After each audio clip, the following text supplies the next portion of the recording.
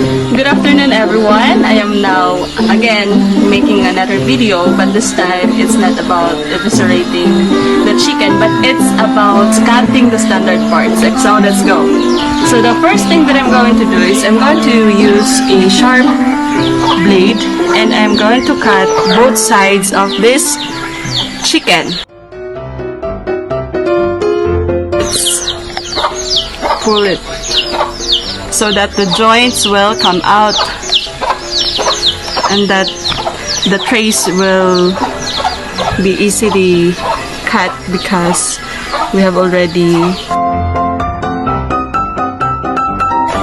So be careful not to cut or slice the joints, so we will detach it from the breast.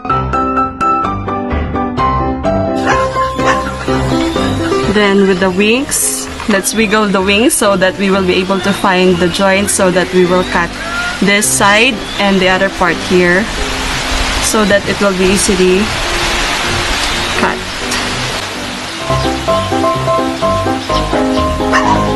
And just twist it. There you go. The other one, slit, slit. The joint is here, then let's twist it. So you have the wings, the thigh and the drumstick, and the last part is the breast, and that we are going to cut this one. So we are going to cut here.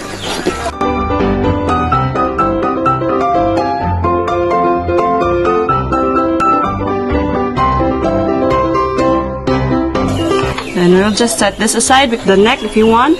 Just the breast alone will be left.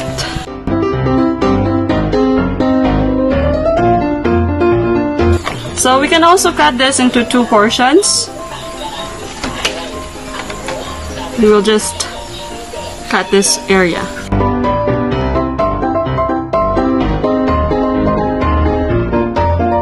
In some cases, this will be also cut in this other portion for 4 pieces, but this will do for me.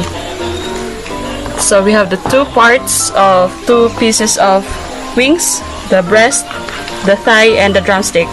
And we can also cut this one to make this 8 parts. So 1, 2, 3, 4, 5, 6, and 7, 8. So I'm going to cut this one.